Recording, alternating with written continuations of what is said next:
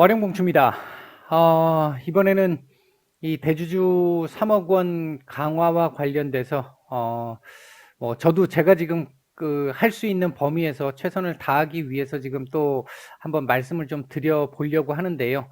오늘 오후에 뭐 또 한투엔에서 이 기자회견을 비롯한 이 집회가 있다고 하는데 조금 개인 투자자분들이시라면 조금 뭐 제가 한투연과 저는 관계가 전혀 없습니다. 뭐 가입돼 있지도 않고요. 아무 관계는 없습니다만 우리 이 재산을 지킨다라는 쪽에서 많은 분들이 좀 관심을 좀 가져주셨으면 좋겠고요. 이 부분들이 자꾸 좀 이슈화가 되어야 합니다. 일단 뭐 한 몇 가지 정도를 말씀을 좀 드려보고 싶은데요.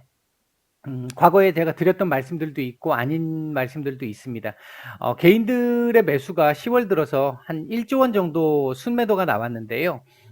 어제 오늘 보면 뭐 개인들이 매수를 했죠. 어느 정도는 약간이지만 매수를 했는데 이제 그 부분들도 우리가 한번 생각해 봐야 될 게 지금 정부에서 얘기하고 있는 정말 아무것도 모르고 얘기하는 것 같은 이제 그 부분을 하나 말씀을 드리면 기존에 투자를 잘 하고 있었던, 투자를 하고 있었던, 잘하고 있었던, 그리고 매도 계획이 전혀 없었던 이런 선량한 투자자들이 지금 이 상황 때문에 지수가 밀리기 시작을 하니까 손절하는 물량들이 많이 나왔습니다. 근데 그걸 기관이나 외국인들이 아직은 때가 아니기 때문에 보시면 제가 어제도 그 말씀을 드렸고 이제 이 장중 시황에서도 말씀을 몇 차례 드렸는데 최근에 보면 외국인들이 지금 움직이는 물량이 얼마 안 돼요. 적은 물량으로 지수를 굉장히 크게 위아래로 막 흔듭니다.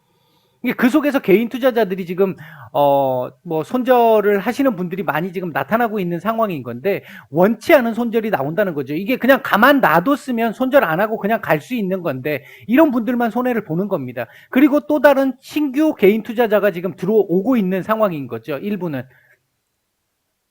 근데 전체적으로 보면요. 1월부터 9월까지 45조 원을 매수를 했습니다. 개미들이. 그리고 지금 현재 시장에 3억 원 이상을 보유하고 있는 분들의 금액이 그분들 8만 명 정도 되신다는 그분들의 해당되신다고 하는 그분들의 금액이 42조 정도 됩니다. 42조. 지금 현재 45조를 순매수했다고 전체 개인들의 투자가 45조는 아니죠. 70조 정도 되죠, 지금. 기존에 계속 들고 있는 게 있었기 때문에. 그러니까 지금 이런 상황에서 42조 빠진다고 생각해 보십시오. 다 빠지지는 않겠지만. 이거 한 절반만 빠진다고 생각해 보세요. 이 시장이 지금 몇 천억 빠지는 거 가지고 뭐 1조 빠지는 거 가지고 지금 이렇게 흔들거리고 이 며칠 지금 코스닥 같은 경우는 사실 아마 코스닥을 많은 분들이 지금 개인 투자자분들이 코스닥을 들고 계시는 분들이 많을 텐데 굉장히 지금 고통스러운 구간이잖아요. 이 짝은 아직 시작도 안 한 이 상황에서 이렇게 고통스러운데 나중에 시작을 하면 정부에서는 괜찮다? 1.5%밖에 되지 않는다. 이 논리가 자기 유리한 것만 지금 얘기하는 논리잖아요. 이 1.5%가 42조를 들고 있는데 그렇지 않나요? 70조 가까이 돼 있는 시장의 물량 중에 42조를 1.5%가 들고 있는데 이들이 매도한다면 어떻게 되겠습니까? 당장 이건 문제가 좀 커질 수 있어요. 그리고 이제 정부 측에서 세금과 관련된 부분도 한번 생각해 보면요. 코스피의 일평균 거래 대금이 8월 달에 16조였고요. 9월 달에 14조였고요. 10월 지금 현재 일평균 10조입니다. 정부에서 뭐 중장기 투자하지 말고 지금 계속 단타 투기를 지금 자꾸 유도를 하고 있는데 그 차원에서 봐도 안 맞아요. 이게 지금 이렇게 줄어들죠. 이렇게 되면. 지금 3개월 연속 뭐 70%를 상위를 했었죠. 그 개인들의 거래 비중이. 근데 지금 64%까지 내려왔습니다. 지금 현재는. 여기 나오죠. 10월 들어서 64%대로 지금 하락을 한 상태예요. 그러니까 개인들이 자꾸 조금씩 빠져나가고 있다는 거죠. 정부 입장에서 봤을 때도 이게 결코 좋은 세금을 걷는 쪽에서도 좋은 상황은 아닐 겁니다. 거래 대금 줄죠. 거래 그 개인들의 거래 비중 줄죠. 개인들의 순매수 줄죠. 결국 여기 있는 대금들이 다 어디로 가요? 해외로 빠져나가죠. 오늘도 뉴스 나왔죠. 서학개미들 자꾸 늘어난다고. 그 서학개미들이 지금 환차손 때문에 그쪽에서 이득을 보고도 손해를 보고 있다고. 정부는 뭐 그 속에서 양도소득세만 얻으면 이 해외 주식에 대한 양도소득세만 얻으면 끝인가요? 경제부총리가 아니라 그냥 기획재정부 장관만 하시려고 하는 건지, 결국 정부 입장에서도 거래대금 감소는 세금 감소로 귀결될 수밖에 없습니다. 결국은 이제 정부 입장에서 제가 얘기하는 겁니다. 황금알을 낳는 오리를 아예 통째로 잡아먹는 거하고 똑같은 격이죠. 이렇게 해서 시장 불안정하게 만들어서 개인 투자를 자꾸 막게 되면 결국 이렇게 되겠죠. 이 상황 나올 것이고요. 그리고 이제 이게 한투연에서 이제 주장했던 내용 중에 그런 대로 확실히 제가 생각할 때도 맞다라고 생각이 들어서 제가 지금 이 말씀을 드리는 부분은 금액 중심의 대주주 요건을 마련하고 제재하는 국가는 전 세계 어디도 없습니다. 예를 들어서 10조, 20조의 시총을 가진 회사에서 3억 원이 대주주라는 게 말이 됩니까? 전에도 제가 이 말씀 한번 드렸죠. 이렇게 되는 회사에서 3억 원 들고 있다고 대주주로 인정을 해주나요? 그 권리를 어디서 찾을 수가 있나요? 근데 의무만 지운다라는 건 이건 잘못된 거죠. 권리는 없는데 의무만 지운다? 노예입니까? 대주주 3억 안이 시행이 되게 되면 아까 말씀드렸던 8만 명 정도 약 1.5% 되시는 분들이 보유한 금액 42조 이거 나온다는 거죠. 이거 어떻게 감당할 겁니까? 특히 어제 사례에서 보시듯이 코스닥이 더 큰 문제죠. 어제 홍 부총리께서 그대로 국감장에 나오셔서 아침 10시 좀 넘어서 그대로 갈 겁니다 라고 말씀을 하시는 순간 코스닥 폭락 시작됐죠. 그랬다가 1시 반쯤 해가지고 다시 찌라시가 돌았어요. 뭐 논의를 해보겠다 뭐 이런 식의 찌라시가 돌았어요. 그러니까 잠깐 반등을 했죠. 근데 그게 찌라시였다 보니까 결국 마지막에 또 급락을 하고 마감을 했잖아요. 만약에 이게 진짜 시행이 돼서 그러니까 강행을 하게 돼서 시행 이후에 주가가 폭락을 하면 그때도 이 지금 전세 대란 나온 것처럼 안타깝지만 현재 상황이 좋지 못하다. 면밀히 모니터링 중에 있다. 이렇게 한마디 말씀하시는 걸로 끝내시려고 하나요? 이미 그로 인해서 손해본 사람들은 어떻게 하고요? 굉장히 무책임한 거 아닌가요? 이론적으로 문제 없어 보인다. 현장에 있는 사람들은 지금 뭐 다른 증권가에 있는 전문가분들도 그렇고 교수님 분들도 그렇고 문제가 될 거라고 보시는 분들이 훨씬 많잖아요. 현장에 계시는 분들도 그렇게 말씀을 하시잖아요. 저 역시 마찬가지입니다. 현장에 있습니다만 느끼는 게 다른데요. 확실히. 뭐 그게 아니라고 해서 만약에 지수가 그대로 예상보다 조금 선방을 한다면 괜찮다고 할 수도 있을 것 같은데요.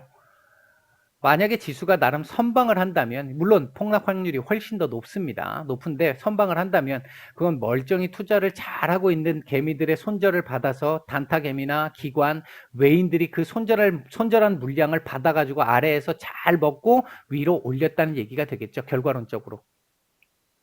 결국 선량하게 정말 열심히 공부해서 투자를 한 사람들은 손해를 보고 투기 형태로 가거나 아니면 외국인들, 기관들 또는 여기에 하나 더 제가 적지 않았는데 결정적으로 이득을 볼 세력들이 있죠. 이들에게 그냥 싸다 바치는 거죠. 우리의 재산을. 왜 그 3억 원 그 대주주 3억 원 요건을 만들면 외국인들에게는 왜 이거 적용 안 하나요? 이거 왜 외국인들은 적용을 안 하죠? 지난번에 뭐 10억이었나요? 그 15억이었나요? 그거 2년 전에 하려다가 못했잖아요. 그건 못했으면서 이건 국민들이 이렇게 반대를 하는데도 끝까지 지금 관철을 하겠다라는 건데 결국 지금 이렇게 얘기하는 건 제가 이해하기로는 니네는 중장기 투자나 이런 걸로 목돈 만들 생각하지 마라.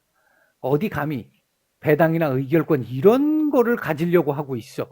뭐 이런 거를 지금 생각하고 있다고밖에 저는 이걸 의도하고 있다고밖에 생각이 들지 않습니다. 그리고 공매도들한테 니네 조금만 참어. 좀 있으면 니네도 수익을 줄 거야. 이렇게 얘기하는 거 이상으로 들리지 않습니다. 지금 홍남기 부총리께서 어제 나오셔서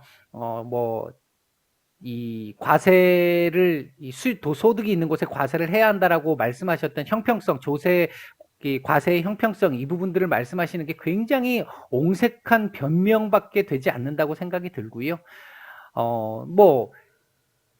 이중과세 이런 논란 제가 말씀을 안 드렸지만 이중과세 논란도 있잖아요. 이중과세.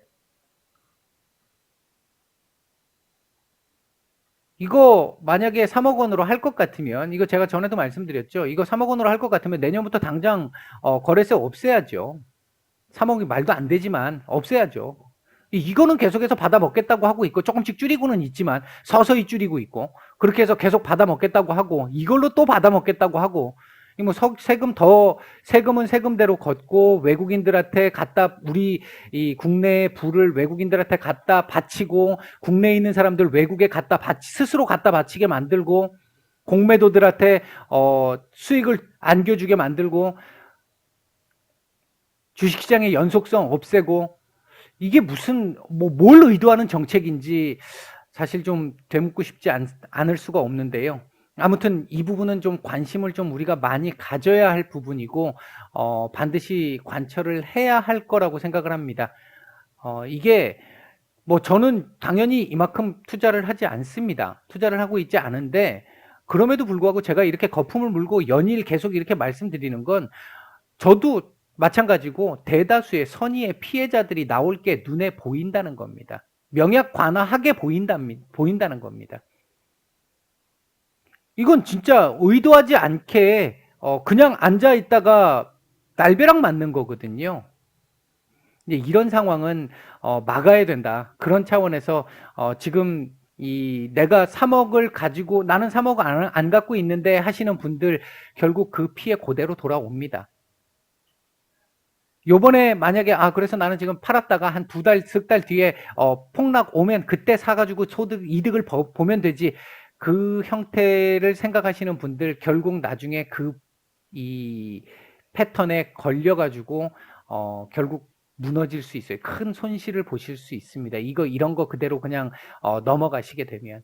그러니까 다 같이 참여하실 분들은 참여를 좀 하셨으면 좋겠고요. 많은 관심을 좀 가져주셨으면 좋겠습니다. 목소리를 좀 어떻게든 내주셨으면 좋겠어요. 오늘 조금 좀 강하게 제가 말씀을 드렸는데 지금 일단 야당 쪽에서도 얘기가 제가 지금 이렇게 말씀드린다고 해서 특정 정당 쪽을 비난하고 특정 정당 쪽에 편을 들고 그런 상황 아닙니다. 전 개인적으로 현재 정치적으로 제 명확한 그게 이 길이 있습니다만 현재 여러분들이 알고 있는 우리나라 대부분 사람들이 생각하고 있는 여당과 제1야당 저는 두 당 어디도 지지하지 않습니다. 공식적으로. 지지하지 않아요. 분명히 말씀드립니다. 그래서 정치적 논쟁화를 하고 싶지는 않습니다. 단지 재산을 지키고 싶을 뿐입니다. 그렇게 이해를 해주시면 좋겠고 우리 모두 자기 재산을 지킨다는 개념에서 조금 참여를 좀 어떻게든 해주셨으면 좋겠습니다. 마치겠습니다.